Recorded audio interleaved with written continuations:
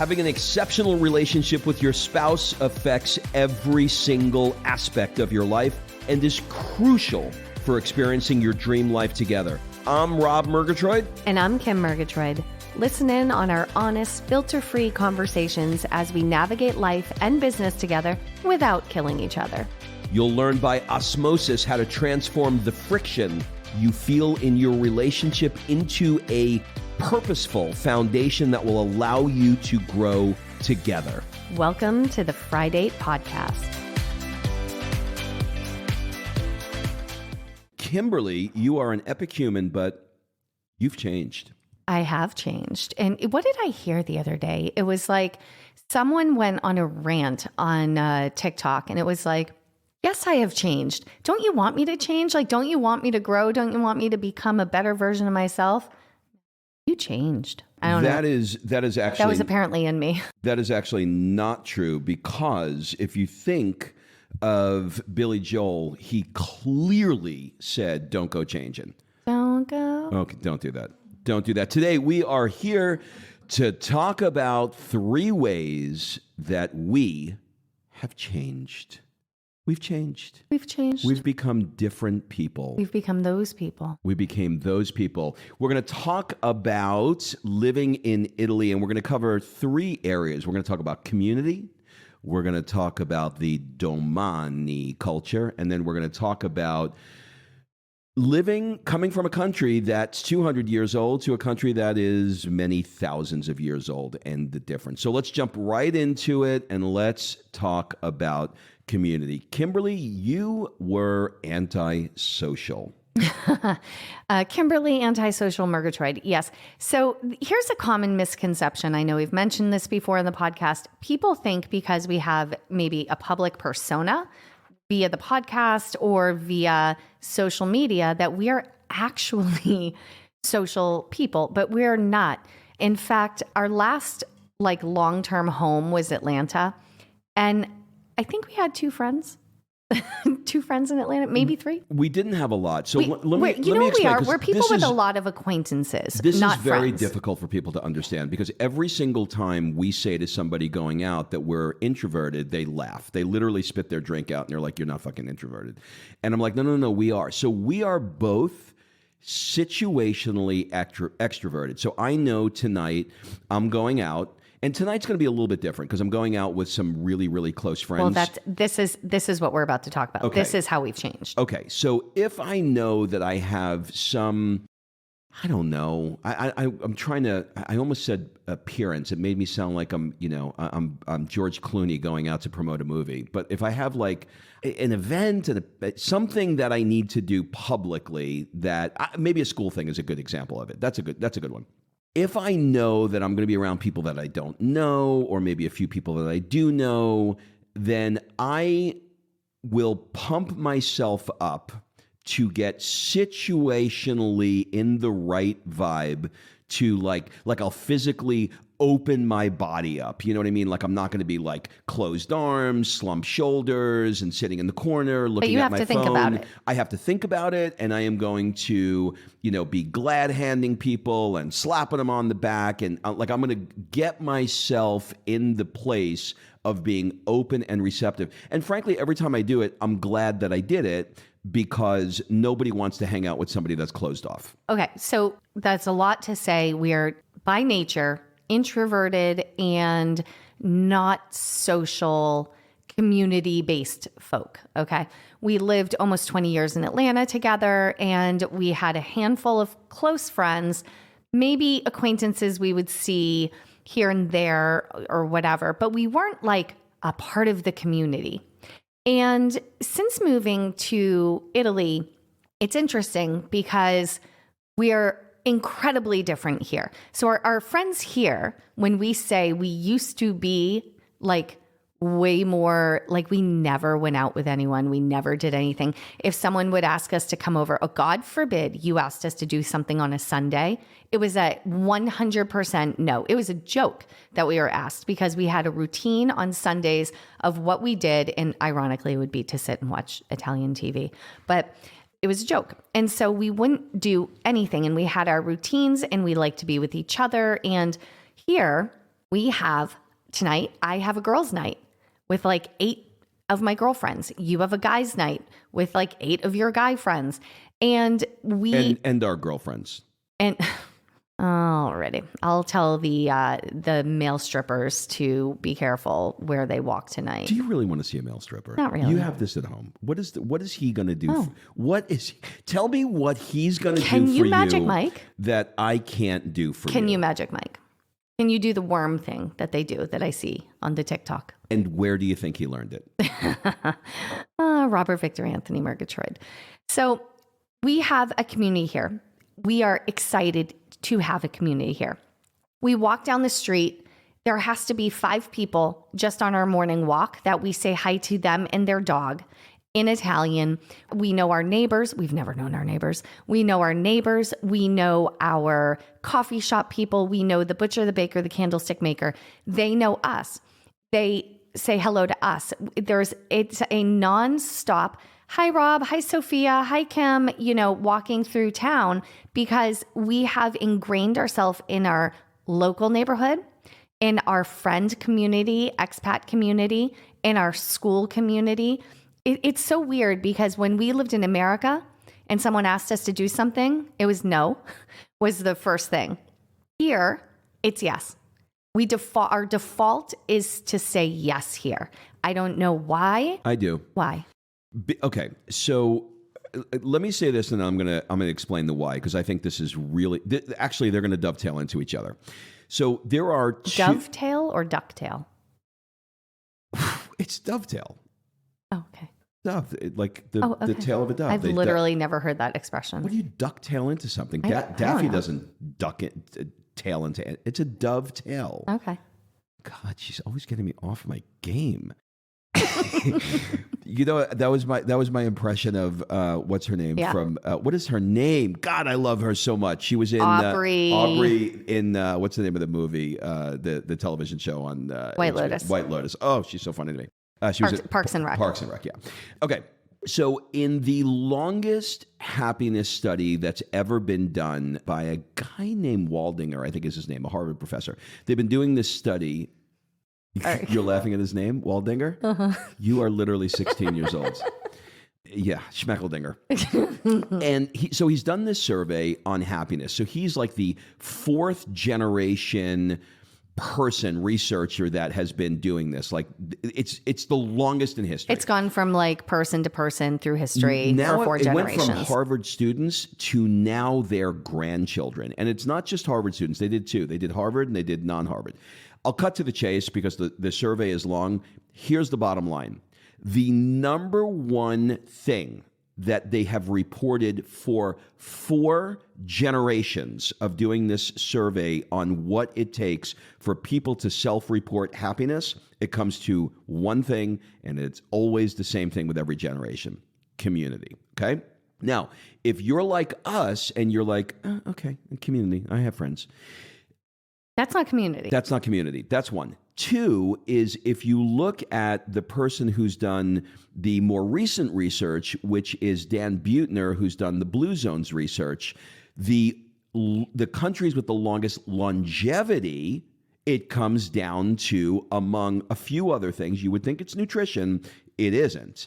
It is community. So happiness and longevity comes down to community. Okay, so now the data is clearly in that it's community. Well, what the fuck is community? So when you think about it, you're like, okay, well, I have friends. Like, I remember being in LA and I would walk down the street and the guy walking the dog, I'd say hello. I'd go to the coffee shop and I'd see the guy and I'd say hello. There's a different level of community when you have maybe 1 or 2 people on the block, and maybe 1 or 2 people in the store. And then you have this friend where on Friday night you go out with this friend, and next Tuesday you go out with that friend. That isn't community as we're describing it. Tonight, I'm going out with 8 guys. We are on a group chat that one of them is in Hollywood, right now, and he's directing a movie, and like we're going back and forth, encouraging him and high-fiving him. Another one is on a trip to London, and he's sending us pictures. Another one is a Harvard professor, and he's speaking in Cape Town, South Africa, and he's sending us pictures. We are invested in each other's lives in a way that they know what's happening in mine, I know what's happening in theirs, and we decide, hey, let's get the families together and the children together on Sunday, and let's have a long dinner. Let's get the guys together on Friday night and go out for a guys' night, and it just so happens a girls' night at the same time. Okay, first of all, you copied us. We had a girls' night first. Well, we got jealous. Then one of them will say, hey, I have a friend that has a place in Calabria, and he's like, come out, we'll all go to the Calabria and we'll spend the summer together. We are invested in each other's lives in a way. Now back to the point of why I said I know the answer. When you know what it feels like to walk into a room, like we got invited to somebody's house last Friday night for Chinese New Year. And when you walk into a room and you have a community of people that are so genuinely happy to see you, that are hugging you, kissing you, know your daughter's name, you know their daughter's name, and you're like, what happened with this week? What happened with that this week? This is something that makes you feel as a human being that you are worthy, you are meaningful, you are important. Okay. So, but that's friends, right? Because a lot of people will be like, yeah, I have a great friend group. We play bunco and all of that. And you might have that component of it, right? So we personally did not have that component in the way we do now. We had lots of acquaintances that we would say hi to, but no one that was like, it was like, yeah, we should get coffee sometime, but we never did, right? Here, we're getting coffee all the damn time. We're constantly meeting up for lunch, for dinner. And it's interesting here because yesterday I was talking to my Italian teacher, and we were talking about the differences that we see in our culture in America and here for us. And, one of the things is meeting for lunch or coffee. It would take me to get a coffee or a lunch on the schedule with some of my friends in the States would take advance notice, like a month advance notice. And it's like, okay, no, is Thursday good for you? No, I can't do it Thursday. Is this good for you? No, I can't do that. The Italians are the complete opposite. They plan absolutely nothing in advance. And our Italian teacher, she said, I'm leaving here and I'm going to have lunch today with someone. I don't know who. I'll see someone that I know and I'll say, do you want to grab lunch? And they might say, oh, I can't. Next time. We don't plan it. It's the next time we run into each other, we might grab lunch or we might grab coffee, or they let the magic of the day unfold in a way that hurts your brain when you first move here. Like I remember Rob would be like, already he'd have his plan. He's going to go write, or he's got to do some podcast work or something like that. And he'd have a plan and he'd get a text from one of our friends and he'd say, hey, let's go grab a coffee now. Like now, not like in an hour, like I'm down the street from your house. Let's get a coffee.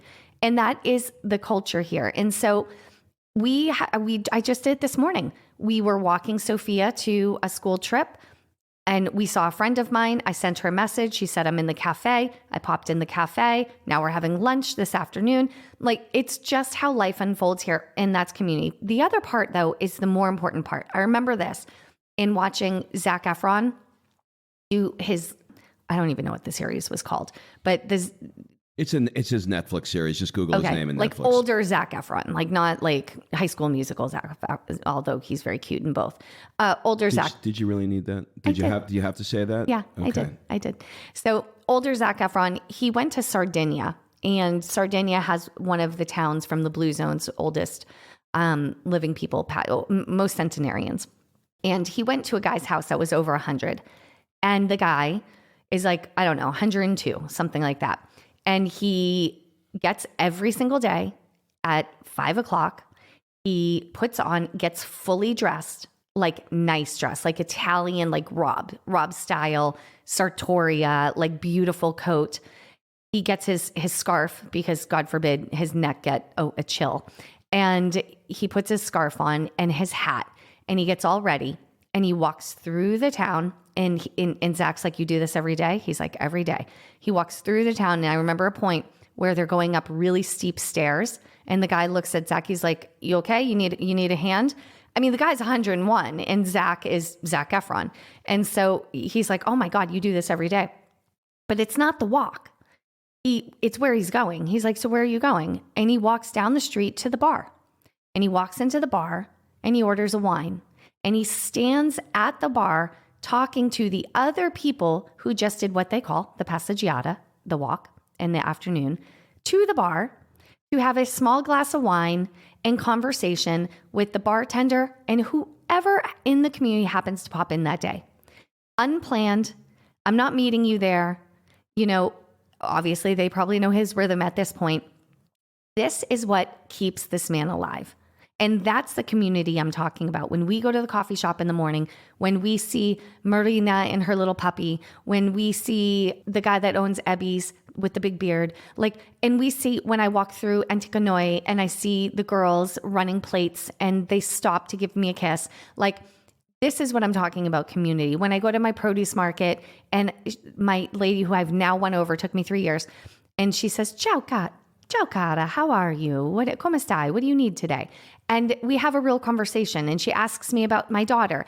Like, there's a difference for me doing this than going to the grocery store, going to Publix or Target and picking out my groceries or whatever I need. I'm doing it one-on-one and having conversation about what's fresh, what's new, how they're doing. Are they feeling well? I didn't see you last week. Were you sick? Like, that's the community I'm talking about. So yes, your friend group is one, but then literally the community is there. And then when something happens, the community gets together like I've never seen before. And that's the part that for Rob and I, when we first moved here, is not in our nature. But we have given in and said, we're all in. And we are going to be part of this community. Well, let's talk about the opposite of that, right? The opposite of that is one of the biggest epidemics we're having right now in the U.S. is loneliness. And when you are not in community, there's a deep sadness. Like, I even think about like my mom, you know, my mom she's in her 80s and, you know, a lot of the people that she had in her life are now dead and my dad's gone. And she's largely alone, and she's in an environment where she's got a few friends, but not a lot. And I often think, you know, had she been in a community like this last stage of her life, let's just call it what it is, this twilight stage, would honestly, I believe, be quite different if she was spending her days filled with, you know, grandchildren around her and children around her.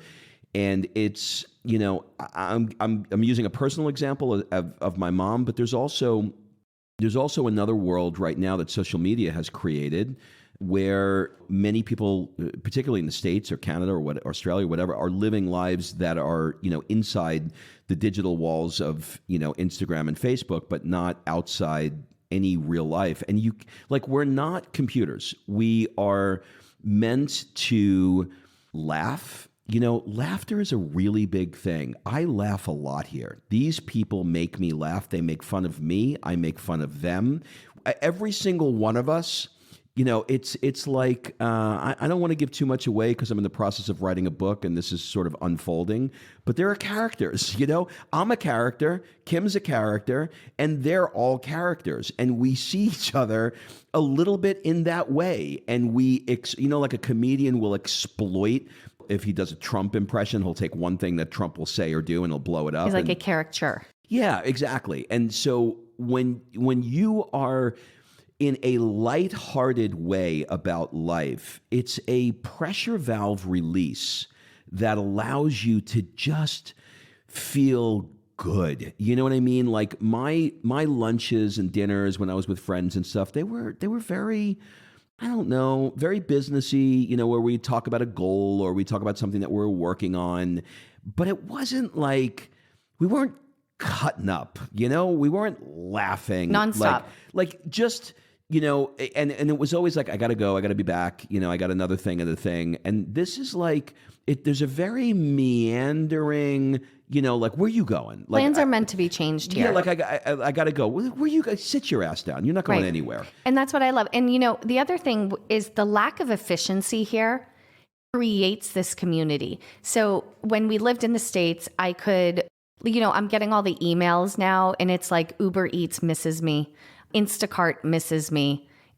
All these delivery services that I used to have my groceries delivered to my house. I'd have Amazon brought anything I needed at like the same day, right? You're doing social media. Like you don't have to leave the cocoon of your house. And that is happening. And so like you said, people are getting lonely, but they don't realize that the efficiency, the things that they think are making their life easier so they can get more done, getting these things delivered, here, because we don't have that. I mean, we do have grocery delivery and there are delivery of things, and you can choose it. And there are people that come here and they go back into the efficiency and they stay out of the community and they end up going home. They end up leaving. But if you don't, and I know when I needed a rolling pin that I had to go down to the Mishtakeria and figure out how to ask the guy for a rolling pin and go through that process, it's building relationships and it's making me a part of the community. And I mean, Rob, when we made the ragu and we went into the butcher and all the nonas came in and they interjected what they believed we needed to get for meat and what size the pot needed to be in the quantity or the cut.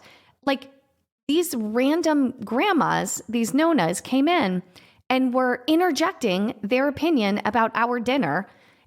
But it was welcome. And I literally felt like the community was making our ragu that day. They were. All right, we're going to talk about domani. Domani. Kim, what is domani? So domani is the first Italian word we learned a long time ago, and it means tomorrow. And there's another follow-up word, dopodomani. What it mostly means is not right now. It mostly means maybe another day. But when you ask an Italian when you can expect something to be done, they go, domani. And you know that that's not happening. And they should really just say next week. But this is something that, again, back to the lack of efficiency, they are looking and they're going, we got an electric car and we need a plug to plug it in because we live in like a 16th century building. There's no outlets in the garage. So we have to actually have it run from our apartment to the garage, whole thing for another day. But we had the electricians here and Rob's like, when do you think this will happen?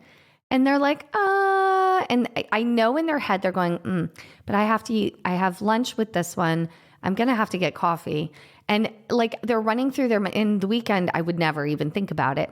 They're just going on and trying to determine when they could possibly sit down long enough to create the invoice to let us know how much this will cost, right? You know what this reminds me of? It reminds me of what it's probably like to be a girl who gave a guy their phone number. Right. And the guy's you're waiting for him to call, and the guy's going like, "You're gonna call me, right?" Right. And you're like, "Yeah, of course." Like you completely know that that's never going to happen, and eventually he knows that that's never going to happen. Or maybe it would happen. But you continue to play this game. This is what it's like here. We ordered some knives, and Kim and I we did a really funny Christmas gift. We each bought each other the same knives there's these custom cutlery that they make in. They're like hand done. They're amazing. Hand fired. What are they? I don't know. Yeah, knives that are beautiful. Anyway, long story short, Kim and I both bought it. For each other. For Christmas. So we had to return one of them. So I went back to the store and the lady said to me, yeah, no problem. I'll get another one. I said, okay, do you have it in stock? And she said, no, I don't. I said, when can I get it? She goes, domani, 3-4 days, maybe maximum. This is, I think we're on 3 weeks ago. I think we're on 4 weeks now. Okay. And when I pass her, she looks at me and she goes, like, doesn't even register. And she's like, ciao. I'm like, where's my fucking knives? Yeah, but that's a part of it. And so, there are these phrases here, la dolce far niente, the sweetness of doing nothing, la dolce vita, the sweetness of life. Well, the flip side of this coin of if your life is going to be filled with community and pasta and time with your friends and your family, there's priorities, and those are their priorities. Work and the other things fall to the back burner. And it's kind of the opposite of American culture, where work overrides everything. Here, life overrides. And so it's no problem. But initially, it's frustrating because you're like, I want to get my Wi-Fi connected. When are we going to do that? Domani. And we know domani means not domani. So it can be frustrating. But the other side of it, once you accept it, you realize that life is actually more beautiful. And life for us is more fulfilling now. And so now that domani, that I'll do it tomorrow, I can have a plan for today, or Rob can have a plan for today to get something done. And we may look and go, you know what? Let's go grab lunch. We'll do this tomorrow. And although it might not be the most efficient, and maybe we won't have the success as quick or get it done as quick, that's not what our life is about. And our life is so much more than that. And so now we've accepted this domani. I just had an aha. I want you to think about this. By the way, anyone waiting for as an example of domani, we've been talking about our fall at Italy trip. At the recording of this, we're about to send out the email with all the details. We've been talking about this for 2 months. And I keep saying, we're getting it done because I'm working with Italians and everything is domani. And so what I thought I'd have out by Christmas, it's now towards the end of January in the recording of this, and it hasn't gone out yet. Well, if you guys keep listening, at the end of this, we'll tell you a little bit more about that because we have some updates. The other thing I wanted to mention is, if you think about this, let's take the two electricians who came in yesterday to try and figure out how to put the plug in, right? So they're like domani. So when they have that domani way of doing things, that allows them to live their life the way they want to, in a very easy, I'm going to get coffee first, I'm going to take the weekends off. That allows them to live that. What it doesn't do is create efficiency. So the lack of efficiency is born out of the freedom that they have. So I've now associated that inefficiency. I understand why things are inefficient, and I look at the inefficiency, and I think most expats are not going to really embrace this because the inefficiency is so fucking mind-numbingly difficult. But that inefficiency, I now understand to be them living their life. I wish they can be a little more efficient while they're living their life, but I understand why. When you have the extreme, on the other hand, when you have something like America or England or, Australia, whatever, where, they say, oh, I'll have a quote to you, and an hour later, they walked out, maybe even they go to their car when they leave your house and they send the quote from the car. That does not create that ease of life that, I'll get to it when I get to it. It's a machine. And that level of machineness creates this obsessive workaholism that people are not living life in the way of la dolce vita and la dolce far niente. Well, what it does is it breeds stress. The guys were in our house yesterday laughing, joking, having fun, and they were like, yeah, we can do it. They're taking pictures of the Duomo from our terrace. Yeah, but they weren't like stressed out, and I got another appointment right after this, and I got to go. And so what you're going to get, honestly, is the best of them. Oh, you know what he said? I forgot to tell you this. Did you hear that? Yeah. You're gonna get the best of them because they are taking the time to recharge. They walked out of our house and they went to the local coffee shop and they stood at the bar and they laughed and they sipped an espresso and then they went on to their next appointment, probably late, but the person that was waiting for them, in fact, didn't care. You know what he said? My friend Gerardo is a builder here, so I reached out to him. He does historic restoration of villas in the countryside. And so I reached out to him for an electrician. So he messaged me, and he got the guy to message me back, and he said I could be there on Friday at 2. And I said, I can't on Friday at 2. Is there any way that you can do it today? Which, by the way, is a big ask in general when it comes to an Italian to say, can you, as an electrician, Italian in Florence, can you come over in a few hours? Like it was a big ask. But I figured what the hell I'd ask. In 2 seconds, he answered. He said, I'm going to do it because you're a friend of Gerardo. Well, everything is based on connections and community. Which is community. All right, the third thing is we're going to talk about, this one's really interesting, which is what we've now learned that we sort of like a shorthand. We're talking about predating America. What do I mean by that? America is roughly 200 years old. This country is roughly 2,000 years old. And in our minds, it's kind of like when I ask Sophia, our 8-year-old, what do you think, when you make a picture of what daddy's life was like when he was 8 years old, what do you see?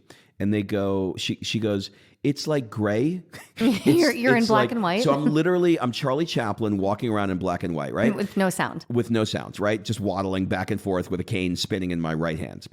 We often, and I didn't realize we did this until Kim pointed this out, we think that nothing predates our country's history. Like, we may understand that there are older cultures, but we don't think about, like, for example, there's a sandwich shop here that is from the year 1441. Take that in. 1441. They've literally been selling sandwiches. It's not the same sandwich shop, obviously, but it has been, this one location has been a sandwich shop with sandwiches and wine since 1441. That is 600 years Okay, almost. so now you have to do the math in your head, and you have to say, could there possibly been somebody other than a T-Rex that could have walked into a sandwich shop 600 years ago and said, can I have a pastrami? Well, you know what I mean? Right. Can I have this? Okay, let me do you one better.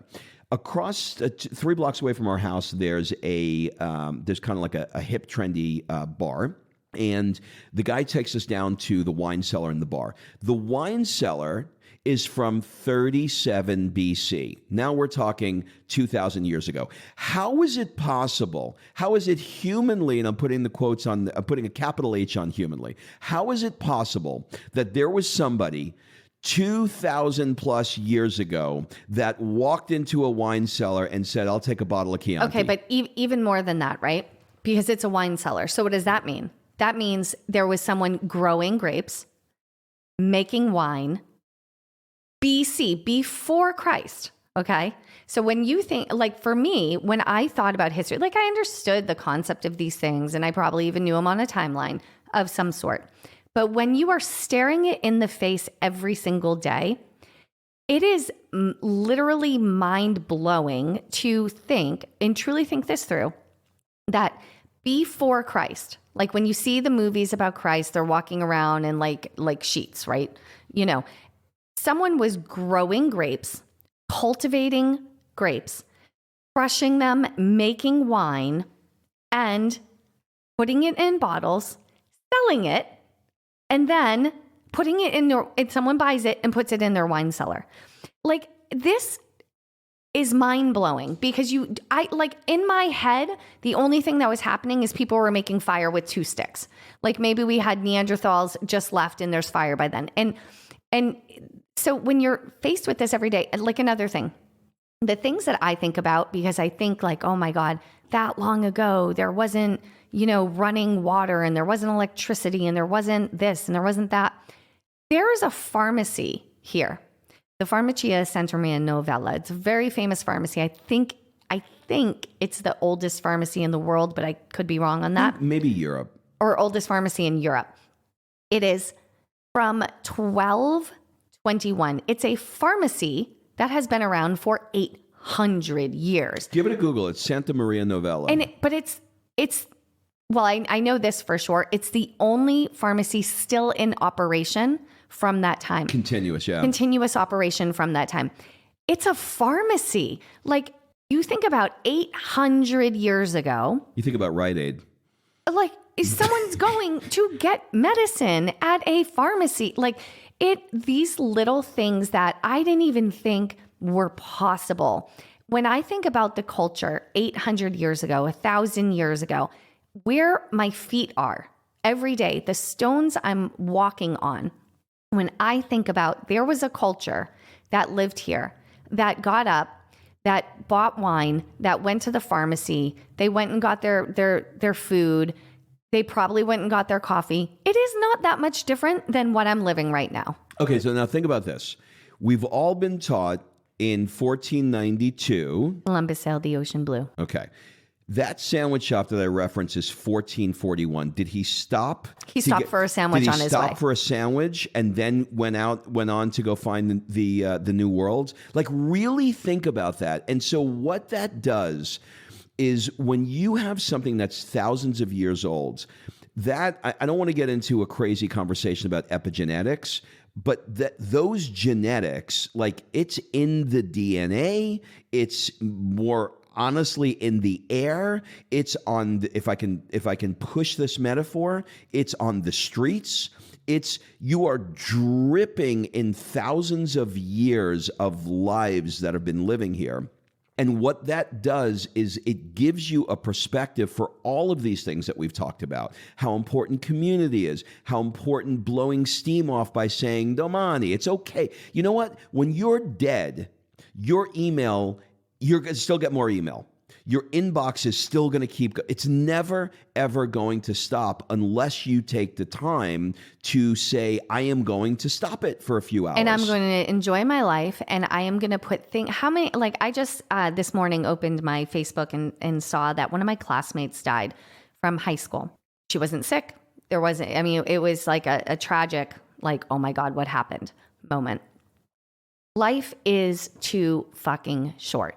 And we say it every time someone dies, every time someone is gone too soon, we say it, and people say, live life now. Live every day as if it's your last.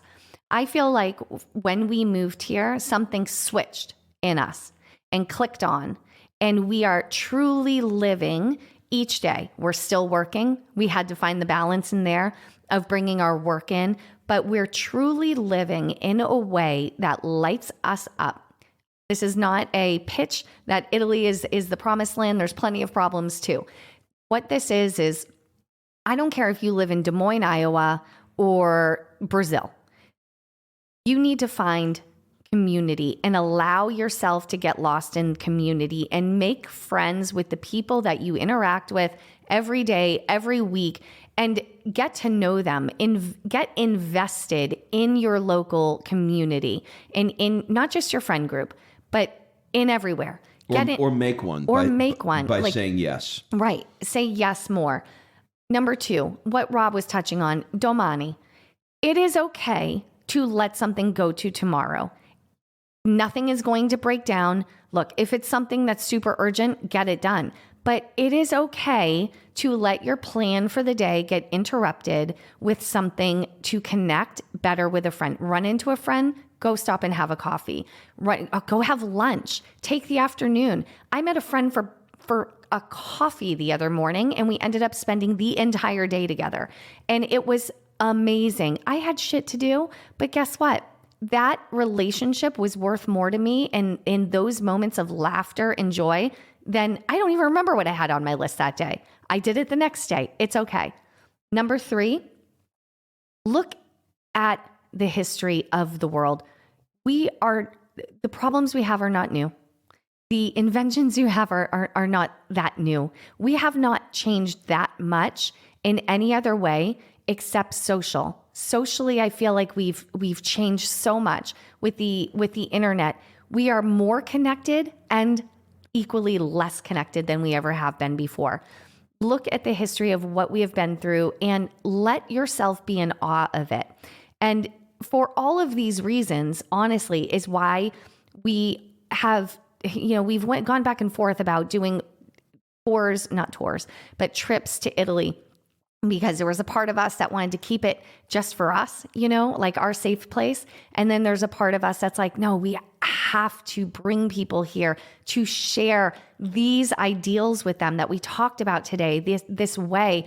So what we decided to do, right, is to do a trip our way. So when people come, our very first one, we're going to do many of these. So depending on when you're listening to this, it might already be booked out and we might be doing, added more dates.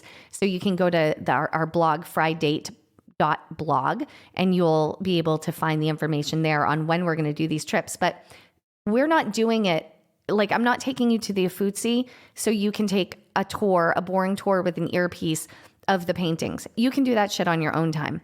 I'm going to take you to my neighborhood. I'm going to introduce you to my people.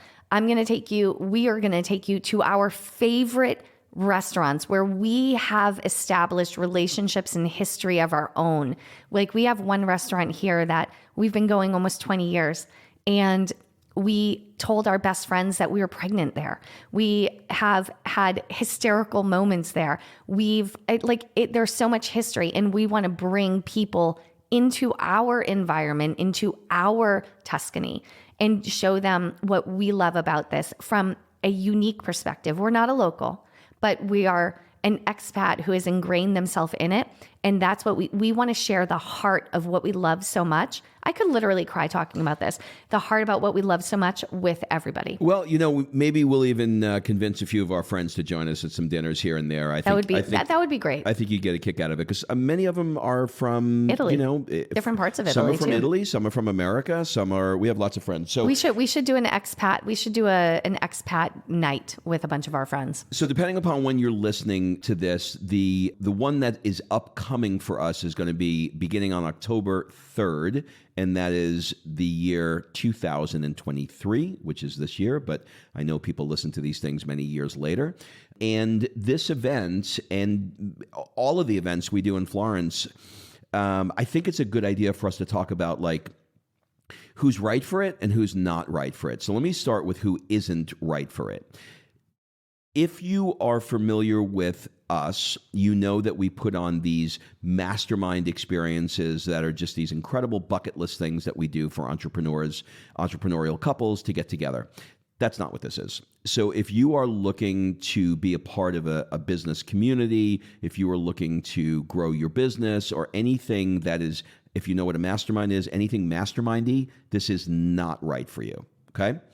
If you are someone that is looking to have new experiences, maybe have been to Italy before or would like to go check out Italy, or there's something that you're like, when I watch Rob and Kim's stories, when I listen to the podcast, there's something that I feel inside of me where I want to connect with that, or what they're talking about is resonating with me right now. If that feeling is inside of you, you would be a good person to be on this journey because you're open and you're receptive to experiencing some new things. So, this has been a place for us that has allowed us, and if you're a listener to this podcast, you've heard us talk about all the positive things that we love about it, but mostly it's allowed us to connect to our spirit. It's allowed us to connect to our soul. And what we're looking for is for you to do the same. So we work really, really hard at putting together a list of places that we think are just perfect, and experiences. Yeah, it's like, let's say that, I don't know, when you live in, some place that you live in and a friend's coming to visit, you're like, oh my God, I got to take them here. Oh my God, they're going to love to see this. I don't know if you can hear it. The church bells are going off right now.